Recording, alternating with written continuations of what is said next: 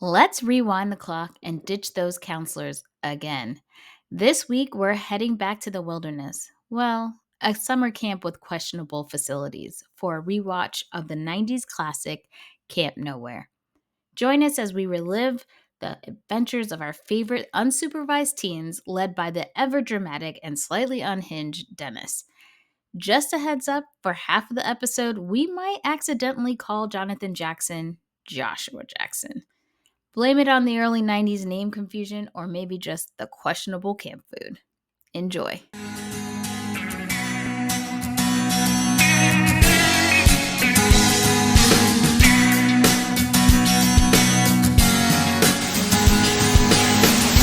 Welcome to the No More Late Fees podcast. I'm Jackie. And I'm Danielle, and we're just two best friends and ex-Blockbuster employees rewatching some of our favorite movies from the late 90s and early 2000s. We're going to camp this week with a Camp Nowhere. But before we dive in, let's get into some housekeeping. If you love the podcast and you want to support us, here are a few ways that you can. Did you know writing a review and or rating us helps us get more listeners? If you want to be featured and help us grow, head to Apple, Spotify, Podchasers, Good Pods, or your favorite podcast platform and leave us a review. And we're not just great at selecting movies to cover. We also have a knack for finding nostalgic treasures you may fancy. So head on over to our Amazon store and check out all of our finds.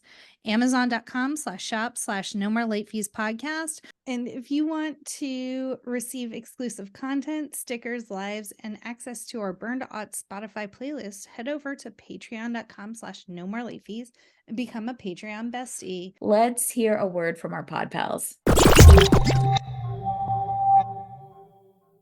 Hello, kids of the 80s, 90s, and beyond. Radical Ryan Hunter here from the Radical Retro Rewind podcast. Join me along with everyone's favorite brother, David, and the movie geek Rob every Friday as we discuss everything from movies, TV, video games, music, action figures, and more. Every week's another adventure. We're available on Apple Podcasts, Spotify, and most podcasting platforms. Hope to see you there, radical ones.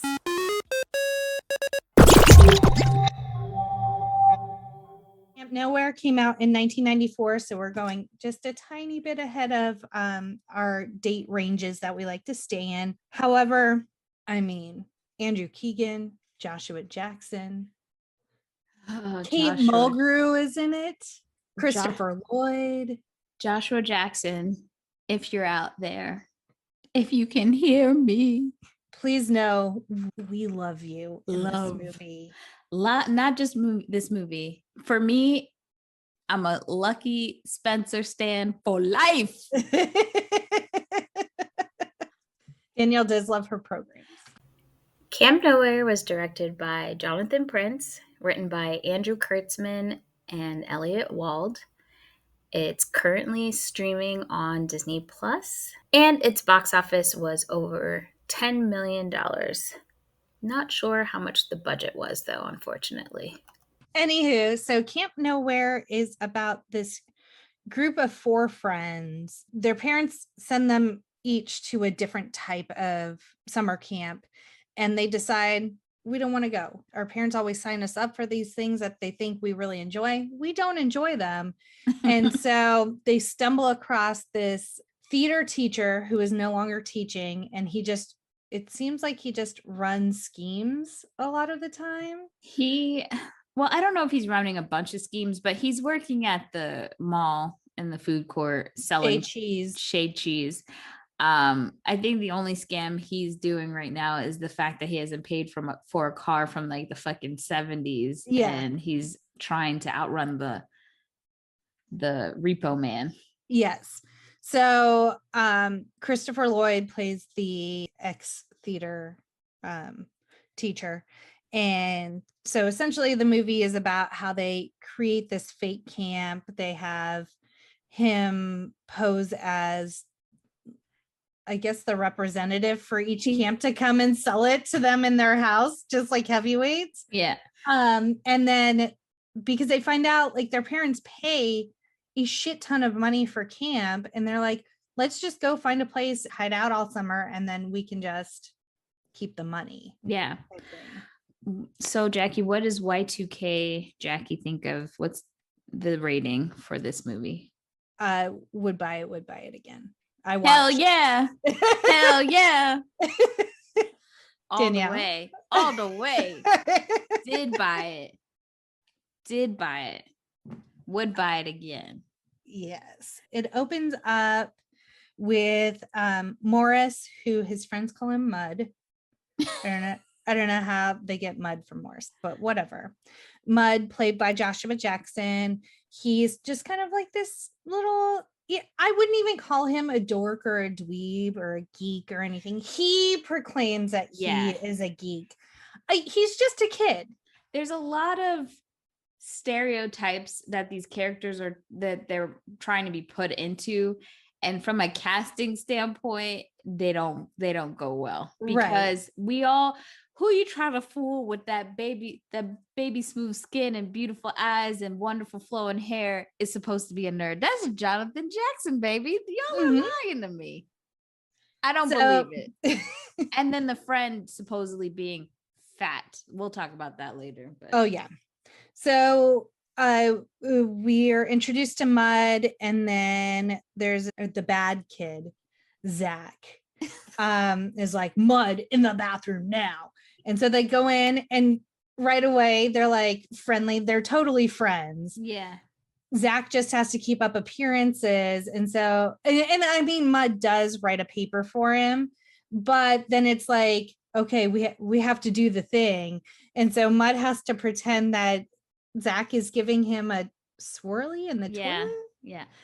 I like to think that their friendship is literally like Sean and Corey from Boy Meets World, but as if Sean was embarrassed of Corey, which you know, that means that they're way under on the bestie category, because Sean would never, but that's the kind of vibe is going on here. I just also think it's weird, like, who do they think they're fooling? Because literally later the two of them are walking home together. So like, what image are you upholding here? Yeah, like almost the scene after that scene, they're all just chilling together. So it's the two of them. So it's Mud and Zach, and then Trish, who's supposed to be the theater girl, the pretty popular one, right? And Gabby, who is supposed to be the fat one, the fat homely one. And I was like, again, casting director, you ain't fooling nobody. That girl looks straight up adorable and skinny. Yeah. So Mud gets home. His parents have the spokesperson for the Camp Chippewa. Can we talk about the sweater that the dad is, his sweaters? They look like Coogee sweaters. I don't know if they are, but they're an atrocity to the eye. Just want to throw that out there. Yeah. And at some point someone says something about the shack. Okay, I knew you were getting there. Let me, you threw me the ball. I'm gonna do this layup real quick. He says, and at Camp Micro Chippewa, we also play sports and stuff like basketball, and where you can learn to play like Hakeem and the shack. But the way he said Hakeem was super weird. It was like, hey, Keem. It was like, hey, yes. Keem. I was just like, what is this? And again, I wrote in my notes, both movies had people coming to sell camp, ?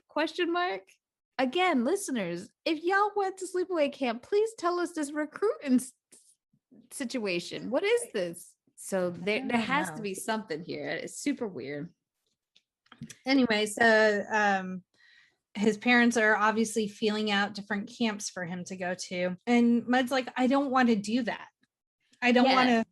His dad has him on the nerd track, and he's not about that life. Yeah. And his dad goes, what? The DOS tutorial isn't fun? I didn't know what that was as a kid. I was like, I don't know what's happening.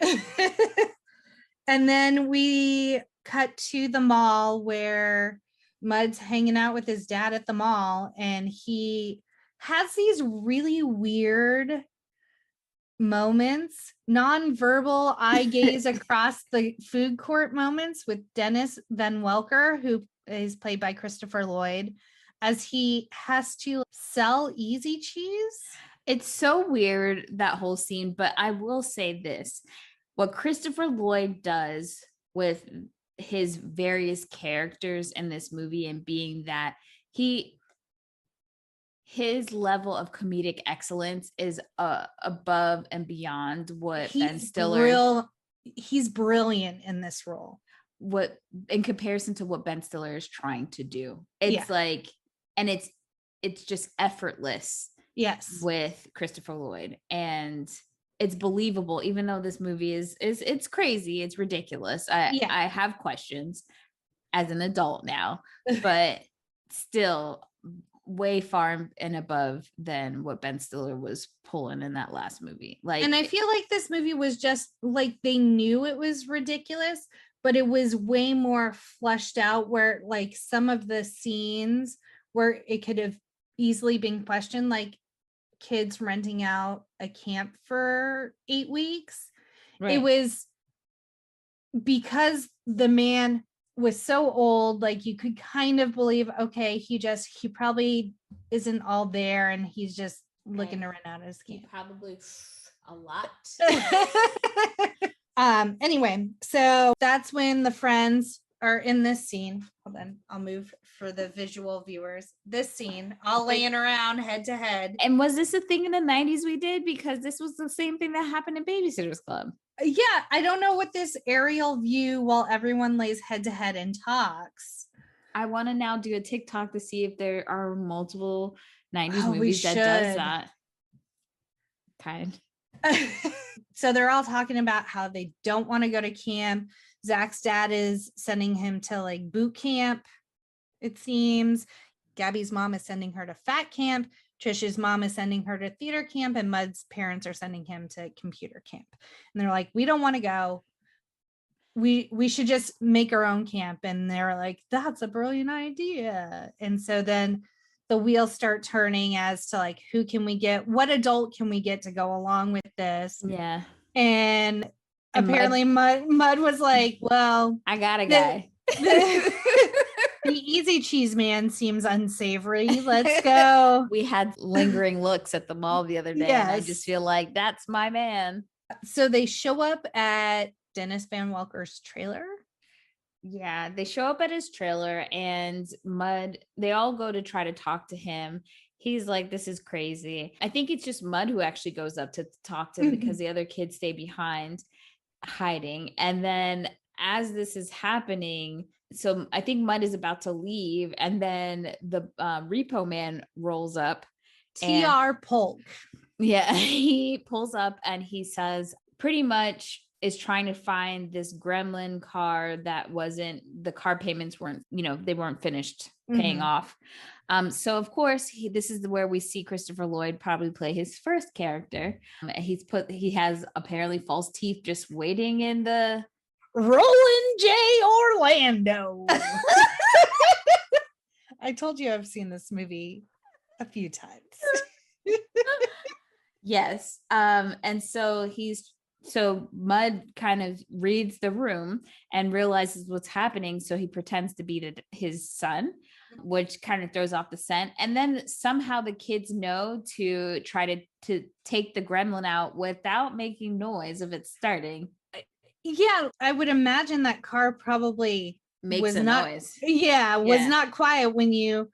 And Zach, because he's such a delinquent, knows how to hotwire a car at the age of 13. He's going to be a mechanic. He loves cars, though. Yes. We do learn that. He does, yes. So it's like a skill. So maybe he figured out how to put it in neutral, and then they just kind of moved it back. Yeah, so TR Polk, first of all, sir, you don't have the right to be in my property. He knocks in the shed to see and then doesn't see the car. So he goes, sorry about the door. Right? Yeah, bitch. Get the hell out of here. Anyway, so they are on the lookout for a Caribbean yellow gremlin, which that's a pretty easy car to spot. Yeah, 100%.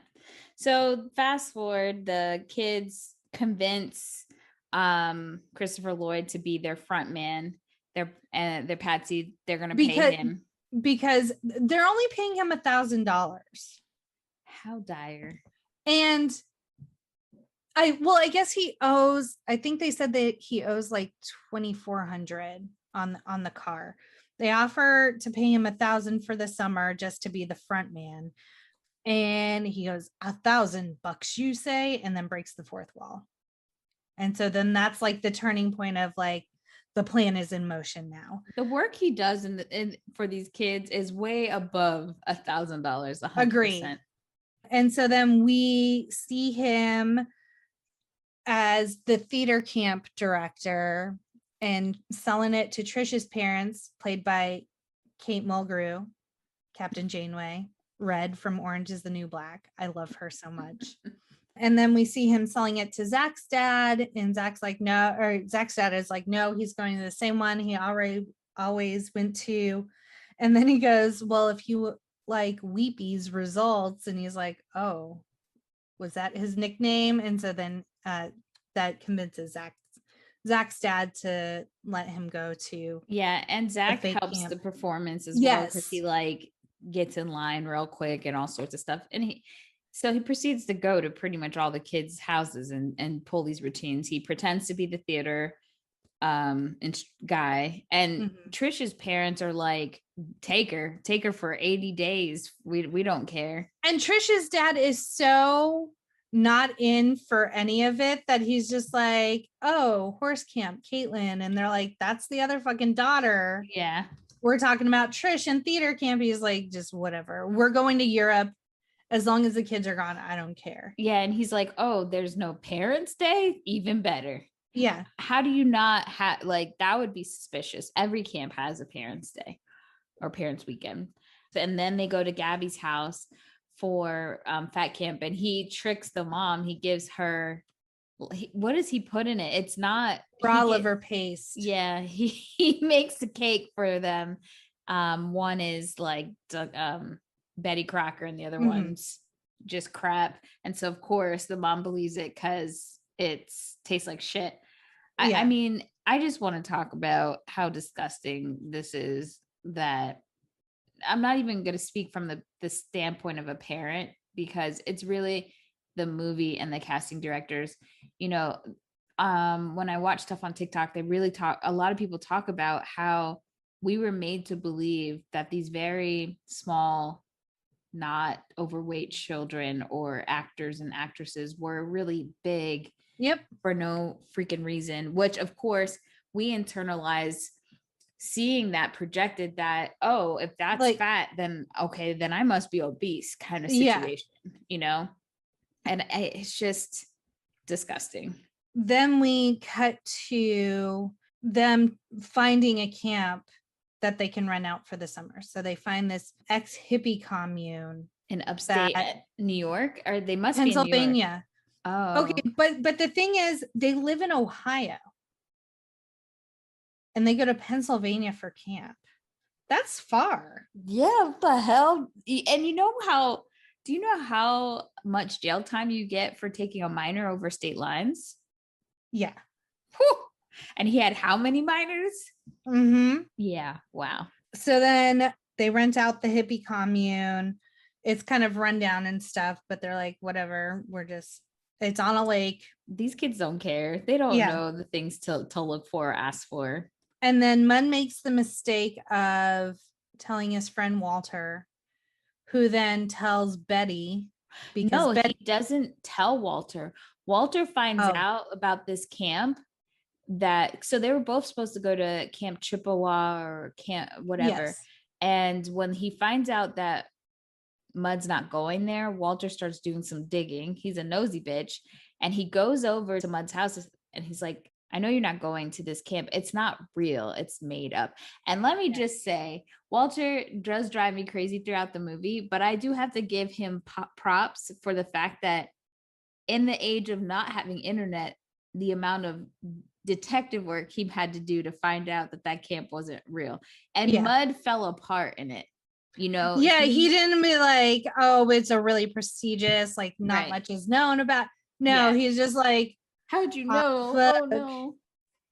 Anyway, so then Walter tells Betty, because her old camp, they used to go skinny dipping, and Walter's all about that. He's trying to get with In Betty. the lake. Yeah. And then Betty proceeds to tell a whole fucking bunch of kids. Yeah, they all show up at the house. So now they have to like keep up the lie even more, and they get more money. So I guess they convince Dennis to go along with it because even more money. And there's just so many parts where Dennis could have said, as an adult, this is not a good look for me. This is, this is not good. I should not do this. He doesn't do that. And he has, and for someone who's a teacher, any person that I know that's a teacher had, well, usually you hope they have some inclination of wanting to make sure that children are safe, are protected. And he does not have that instinctively, because he's just like, I don't think he was a very good teacher then, which is probably why he's not teaching anymore. He's working up the shade cheese. Yeah, that's true.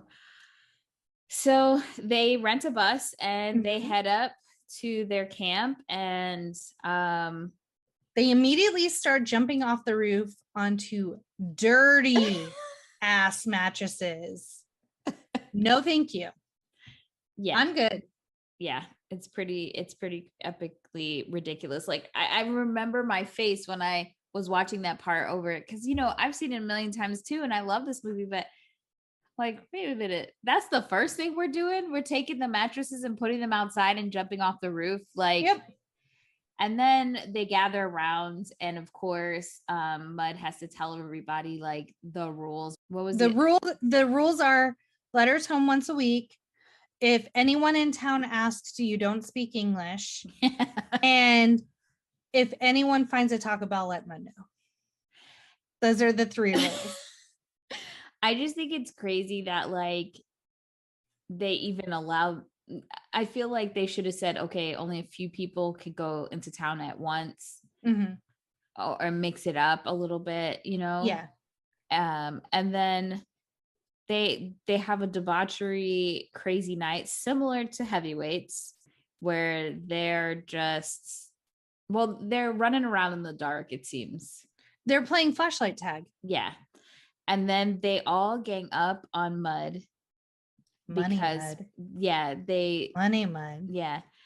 Money Mud. Yeah, that scene was super scary for me. I was just like, first of all, the 4 of them should have had better planning skills when it came to the money and how it is very Lord of the Flies or A Girl Who Owned the City thought process of like, how do you create a civilization and create rules and where there's not supposed to be rules, but you kind of need them.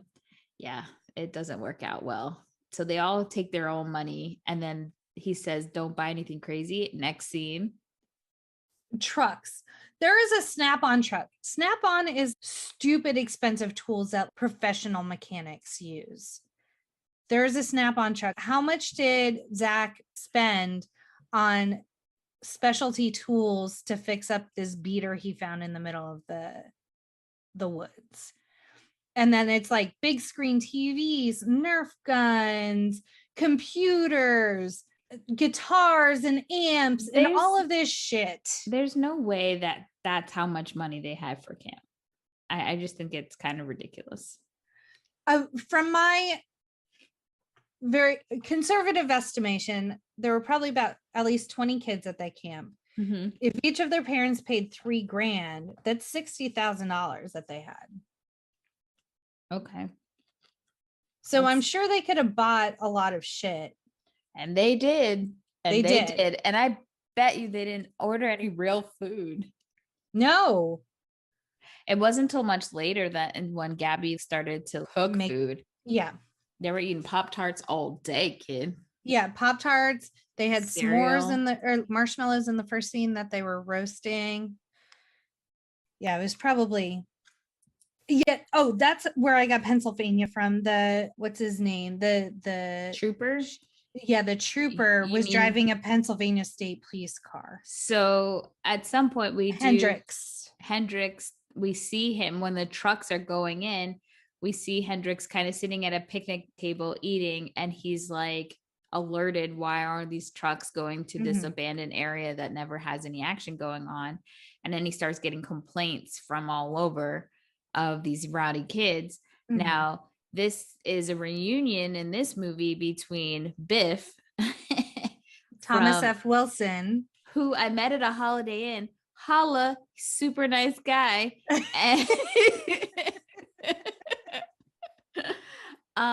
And Christopher Lloyd. So there was a Back to the Future reunion.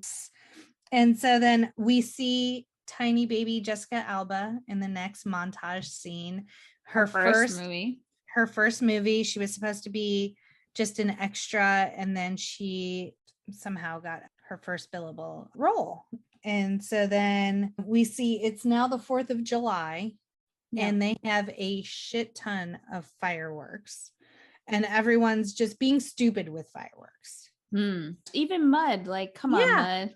So all of these kids are doing like flippies off the dock with their fireworks and stuff. Mud is attempting to perform a trick, be cool, and he falls and he burns himself. And so he has to go to Dennis, who then has to find him a doctor. So he finds Mud a doctor, Dr. Celeste, and she is beautiful. Even rewatching it, I'm like, that actress is just so pretty. Too good for Christopher Lloyd's broke ass. Oh gosh. And Christopher Lloyd, I love. He's an amazing actor. Not a looker. Not a looker. No. Anywho, so she's kind of like, okay, looking at it. Mud says he burned himself on the stove. She's like, I'm supposed to report all firework incidents. She's not buying the bullshit. And Dennis turns on the charm and is like, yeah, the stove is ancient, blah, blah, blah. And then proceeds to ask her, like, there is obviously chemistry in his mind. She says, I need to see him back in like a week. That relationship is blossoming. And then the next scene is Sergeant Hendrix, Biff, shows up, and so everyone has to hide real fast. Somehow they get up into the rafters, and so they're all the kids are hiding up there as Biff is interrogating Dennis and Mud, and they maintain that father-son just renting out this camp for the summer. It's just the two of them, blah blah blah. Nothing to see here, officer, pretty much. And the donut, someone drops a donut and Mud catches it and then starts eating it. So there's some comedic elements of that scene. Then we cut to Dennis has his own cabin, which is full of all of this really eclectic old furniture and records and stuff like that. So he's listening to old Winston Churchill records. Well, that happens because it rains. So like they have all the debauchery and fun and all that stuff, but then you see it as a rainy day. Of course, all those kids in one place don't know what to do without being able to be outside or their devices or whatever. And so they go and Mud talks to Dennis and said, look, we need your help. They want to go home because they're bored. Yeah. Mud throws money at Dennis and is like, I'll pay you more money, just come help me out. And so Dennis goes and puts on this very elaborate puppet show because he's a theater teacher. He knows what he's doing. And all the kids are really intrigued and they're entertained. And so then they don't want to go home anymore, essentially. This is when we've seen her in a couple of previous scenes, but Allison Mack is in this movie. It is a travesty. Well, we have not one, but two cult leaders in this movie. Yes, because of Andrew Keegan as well. Yes. But I don't know if he's disbanded. I think legally they had to stop. Like they still do stuff as a group. It's more of a spiritual retreat and not an actual religion. Yeah. For Andrew Keegan. But Allison Mack is getting real time. I think I just saw that they give her a lesser sentence because she's snitching on the main guys. But yeah, that whole, if you're really intrigued, look up Allison Mack and look up there's multiple documentaries about the cult. and situation that she was in. Apparently, she was lured into it by Kristen Crook, her Smallville co-star, who said she wasn't in it for too long. But anywho, yeah, you see a young, innocent Allison Mack, and it's sad. She's like the sidekick. Yes, she's kind of like, I'm assuming if Trish and Zach were 8th graders, then she might Heather Allison Mack's character was a 6th grader. Yeah. So they were friends, but there was also a sisterly kind of relationship with them. Yes. So yeah, we were introduced to them because Trish and Heather are going to the mall with a few other kids, and they come to ask Zach if he wants to go to the mall. He needs anything. Yeah. So between Trish and Zach, there's this will they, won't they kind of relationship brewing between the two. So yeah, he says no, but the way that it plays out is he's kind of mad because she's like not really acknowledging that she likes him. And we cut to the scene in the grocery store where Zach's like, I'm gonna buy beer. Yeah. And this is a fresh-faced Andrew Keegan. There is no way on God's green earth someone is going to sell him beer. And he commits, and he goes in and he tries to buy it, and then Van Welker gets involved again, and he's like, oh, I'm just trying to buy it for my dad. And so Van Welker plays along. I love Trish's math in this scene because so it was essentially like, this license says that you're born in 1964. That makes you how old? And Zach says 21. and the kid, junior counselor from Heavyweights, goes, no, this is 1994.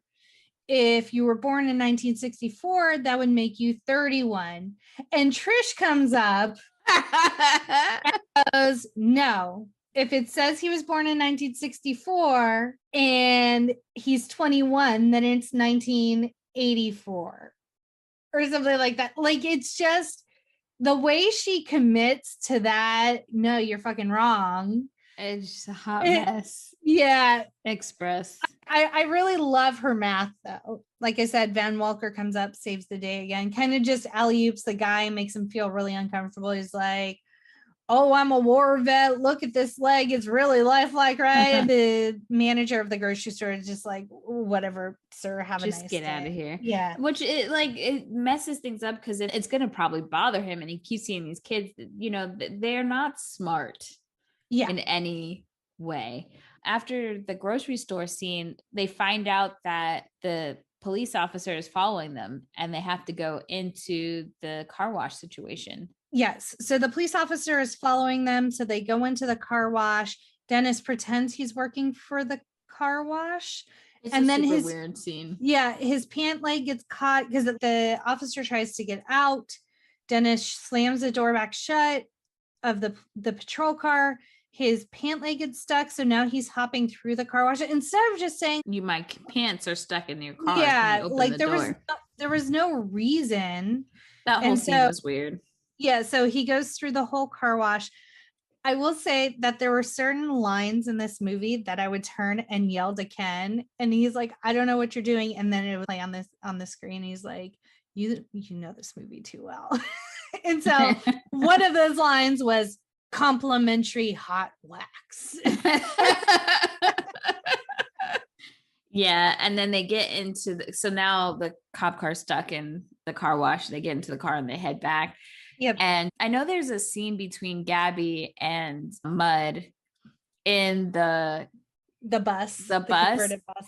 I don't know if we missed that scene. No, it's right here. Okay. And so where they're talking about how they're not popular, they're geeks, and if they do get popular, promise to only date ex-geeks, don't date the popular people. Yeah. And so you can kind of see that they like each other, but neither one is willing to kind of admit to it because they're probably insecure if the other one really likes the other one. Yeah. And Mud is like talking her up. He's like, in a few years, you won't be as lumpy, because he's in a nice way to say not fat, which she's not fat. Again, trigger warning. This scene, where I thought in my Y2K brain Was super very cute sweet. Yeah. is And then, atrocious now. and then he also says, you're going to grow some chests. Yes. It's just super weird. You'll be great. You guys will like you once all these other things happen. That's pretty much what is being said in this scene, where she doesn't say anything to Mud about why he won't be able to get anybody. It'd be great to say your dick won't get bigger, but maybe you'll get taller. Like she don't. Yeah. Where is the equality in this? Why is it the female is being just? Yeah. The juxtaposition about how all he has to do is grow taller, age up a little bit, and he'll be fine. Whereas she has to work on her weight and hopefully she gets some boobs, because if you stay flat chested, it's over. Yeah. It's just, I don't know, that whole scene, icky. And then they have another cute scene in the kitchen. Mm-hmm. But I don't know if that's where that falls, but they're cute. They're cute together. Yes, they are really cute together. TR Polk breaks and enters into Dennis Van Walker's trailer at home, snooping around, sees he works for Shea Cheese, goes to Shea Cheese and sees a postcard from Dennis. Why are you writing your work, Dennis? And why are they hanging it up? Why is the postcard hung up? Yeah, that scene was also weird. And so now Polk is on the set on his way. And then it cuts to Mud and Dennis chilling and talking. Dennis tells him, just because you're smart doesn't mean you can't act stupid. It's your constitutional right, which comes back into play later. And then, this was right around the same time that the doctor is coming over for dinner. So they go for their checkup, and Dennis somehow gets her to agree to come to dinner around his place. Come see that it's a safe environment for Mud. Yes.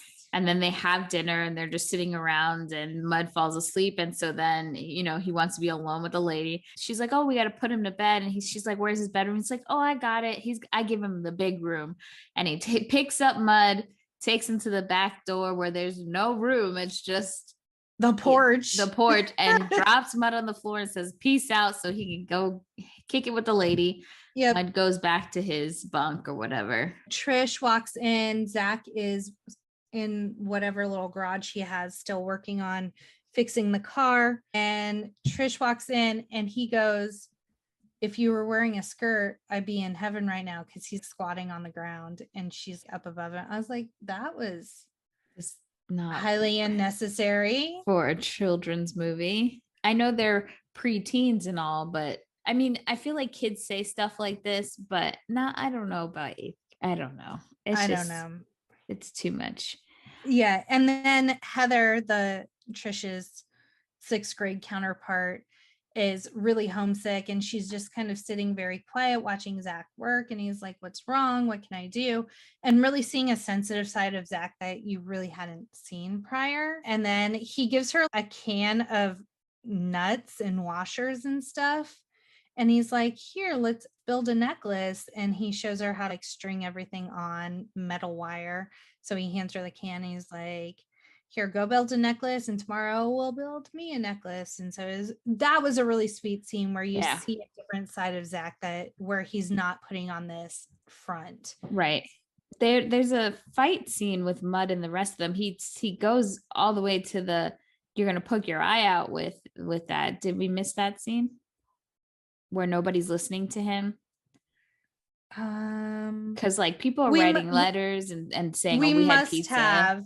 Yeah. So he gathers everyone around. I think it's around the same scene as Gabby making omelets for everyone. Yeah.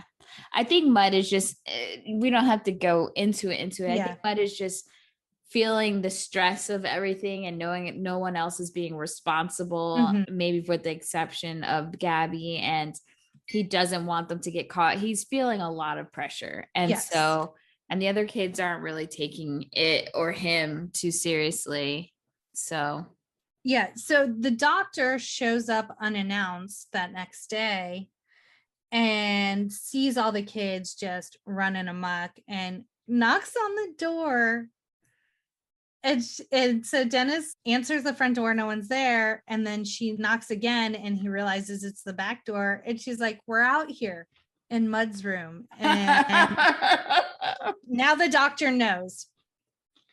I feel like because somehow Dennis convinces her to let it go. And that he was going to supervise all the kids really well and blah, blah, blah. This is a lady who has her PhD.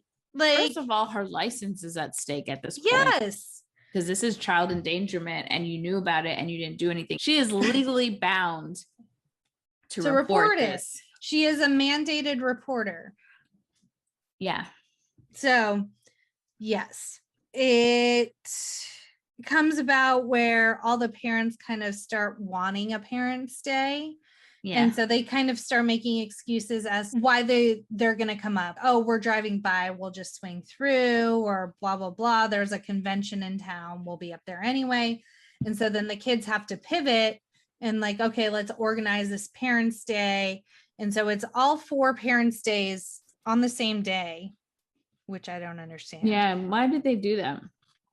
I don't know.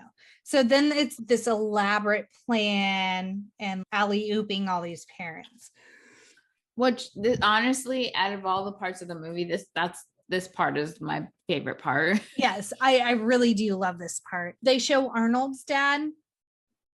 Danielle, it's Commander Riker of the Starship Enterprise. I know. And Genie Francis, who is Laura from Luke and Laura General Hospital. So we both were fangirling when we saw them parents. Did you know that they're married in real life? Hell yes, I know. Hell yes, I know. So we have Captain Janeway and First Commander Riker. And this Star Trekker is very happy. And we had Jonathan Jackson and Genie Francis from General Hospital. The soap opera stalker is very happy. I love this. I love this journey for us. I do too. This needs to be a TikTok. Anywho, at one point in the movie, Jonathan Jackson is wearing a shirt that says Lucky on it. Don't even. I'll come in together. Parents start showing up for Parents' Day. First is Zach's dad. They put him in a foxhole and just abuse the shit out of him. And gave him 2 pieces of bread. Dirt is in it. Yeah, so they set enough firecrackers all around him, hit him in the head with a flour sack.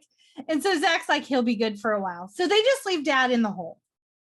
And every time he tries to get out, there's things shooting at him and noises. So he's good. Then there is, was it Annie next? I think so. Oh yeah. They make it seem like the parents are there late. So you only see the end where she's singing Tomorrow. Yeah. and there's not even an audience. They rig up dummies with president masks on them and had pre-recorded applause. And so all of the theater parents are taken care of. Then it's the computer camp kids. And this camp happens to be near a military base where there's daily flyovers.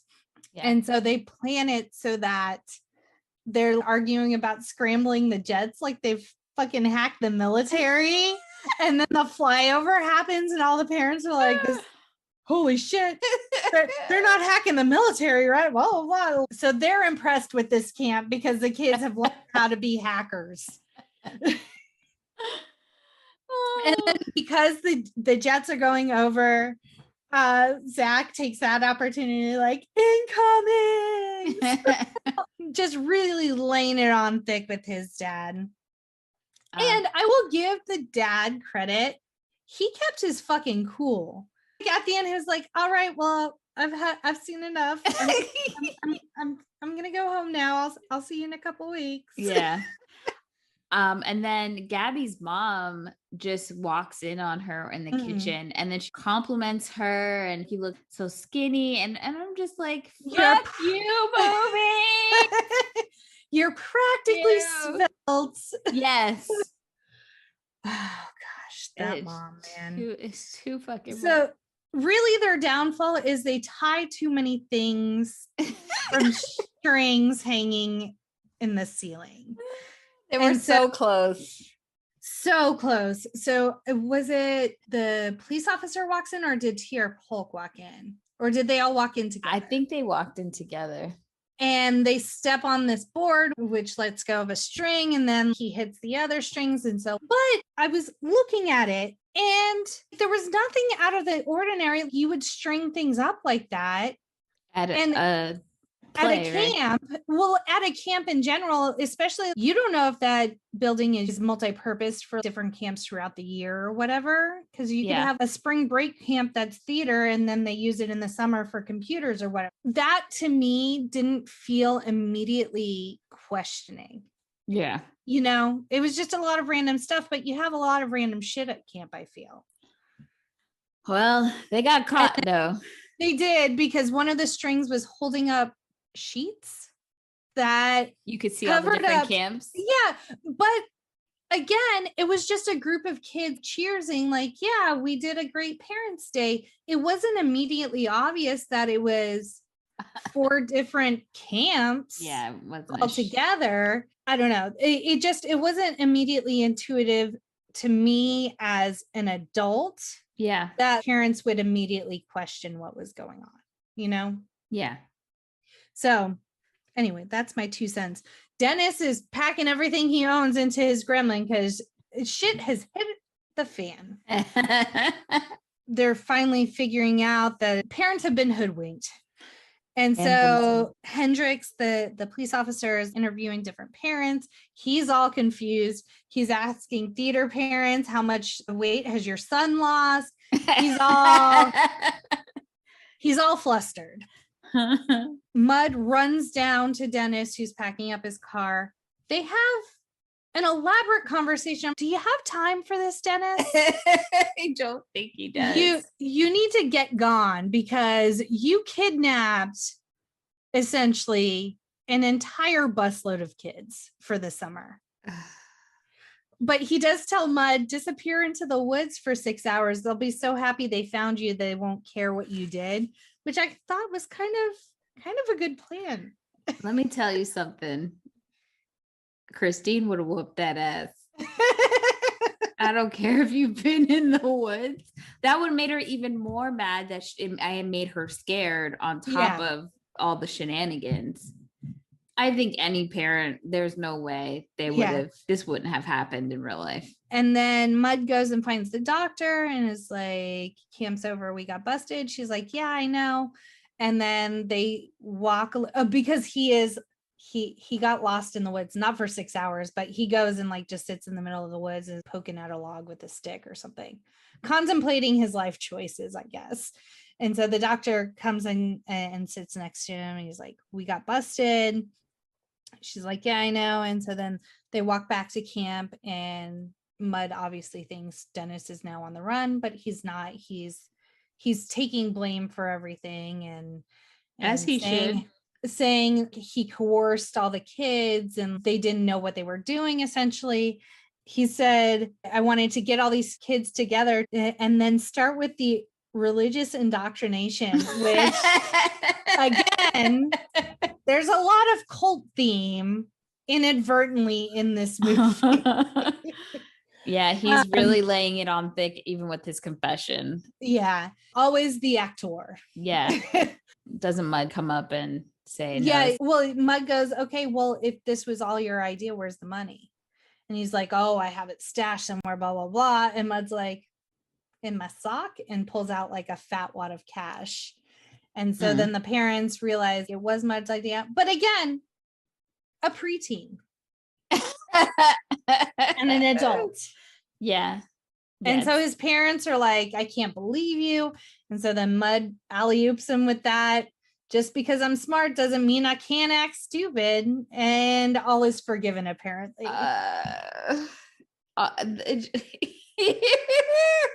And then there's a throwaway line about how no one's pressing charges. Mud walks up to T.R. Polk and he's like, hey, this is all the money I have left. Will this take care of Dennis's debt? And T.R. Polk goes, you're a little short. And Mud goes, well, you're a little fat. Hit him where it hurts, Mud. Hit him where it hurts. Unnecessary. Chose violence. Oh, 100% chose violence in that moment. But TR Polk is like, yeah, I can write off some shit. And then I retire with a clean record. And then he goes to the police officer and says, hey, if you're ever in Boca, don't look me up. I don't know how these kids get away with it. I don't know. First of all, as a parent, I've been like, where the fuck's my money? Y'all spent all that money? Yeah. That's what I wrote. I'm like, he doesn't have to give the money back. He's paying off this grown-ass man's debt instead. I mean, Dennis did do a lot for them. And so then Mud's grounded till he's 30. They show Zach and Trish kind of talking. And the whole time Zach's talking about dropping out. I'm like, you were 13. You're not even in fucking high school yet. Why are you dropping out? And so the whole time Trish is really upset that Zach keeps talking about dropping out. And then Zach says something about in school next year. And so Trish is like, oh, you're not dropping out.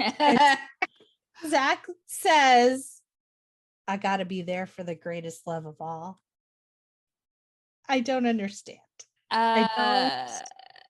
Who needs drama camp when you have these two? You know? Honestly. But in that scene, again, very sweet. Zach is wearing the necklace that Heather made. Yeah. Yo, and in 5 years, he's going to be dating Heather. Trish will be a little thought in his mind. Yep. Trish goes over and thanks Mud for an awesome summer and gives him a kiss on the cheek. And Mud's kind of starstruck for a second. Oh, and Gabby goes and punches him. Yep. And she's like, you said only X geeks. He's like, I know. I was momentarily distracted. And then they share a kiss, a really awkward kiss. Super awkward. Sure was probably the first kiss for both of them in real life or fake life. They show Dennis getting ready to peace out in the car that Zach worked on repairing all summer. And with the fucking doctor. They just taken off. Where are they going? What did we learn, kids? That if you run a corrupt camp, you get away in a nice car. High deception equals high reward. Yeah. And then the end scene is Walter chilling in the lake because his parents didn't immediately yoke him up and take him home. Which, again, doesn't sound like a Black parent I know. So he's chilling in the water. Betty walks up and she's like, do you have the guts? And he's like, what you talking about, Betty? And she said, I have the guts. Throws her bathing suit at him. And she's like, do you have the guts? And so he takes off his bathing suit, throws it in front of her, and he's like, yeah, I do. So then this bitch starts walking out of the lake. She just happens to have a strapless bathing suit on. So he couldn't see that she was actually wearing a bathing suit. And she said, gee, Walter, you really do have the guts. Just not an extra bathing suit. Ooh. End scene.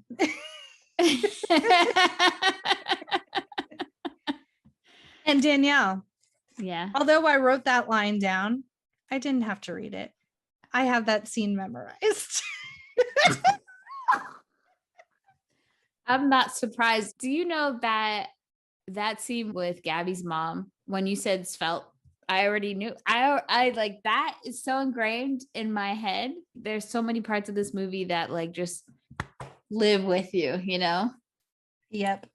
But so this was the film debut of Jonathan Jackson and Danielle.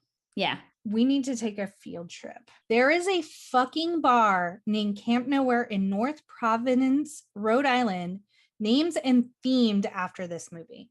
When we go in, my auntie and uncle live in Rhode Island. We got a place to stay. I mean, I don't see why not. I just never thought I was going to Rhode Island, but okay, I'm down. So now we're going there. We have to go to Oregon to the last Blockbuster. Can we go somewhere that's not the whitest places in America? We We'll can have go to back think to about New it. York. Maybe we'll have to think of something movie related to do in New York. Yeah, 100%. I'm down to go. There are a lot of really cool bars. I want to go to Canada because there's the Harry Potter theme bar that like does these crazy drinks. So maybe that's what we should make, a list of bars that are after some of our favorite movies. Yes, we'll have to do some research. Okay, Well, that was Camp Nowhere. Danielle, what's your rating? I mean, my rating, Camper Danielle, is still, even with the questions and the disbelief, it still would buy it again, because I would watch it over and over again, even as an Same. adult. 1000% same. I enjoyed every moment I watched of this ridiculous movie. I will tell you, as soon as I got Disney Plus, first movie I watched was Camp Nowhere. I didn't, because I had just watched it before I got Disney Plus. So I was like, oh, well, it's there too. And don't miss next week's episode as we cover the 1999 classic American Pie. As usual, if you have questions, insights, anything you want to tell us about our wonderful Pod Girl Summer, hit us up on Facebook, Instagram, Twitter, TikTok at No More Late Fees. And if you really want to let us hear how you feel, give us a shout out on our Google Voice number. 909-601 NMLF 909-601-6653. Hit us up at the quick drop. That's what we're calling the segment, and you could be featured on the podcast. With that, I hope you guys continue to have a wonderful summer. Be safe out there. And Jackie, as always, be kind and rewind.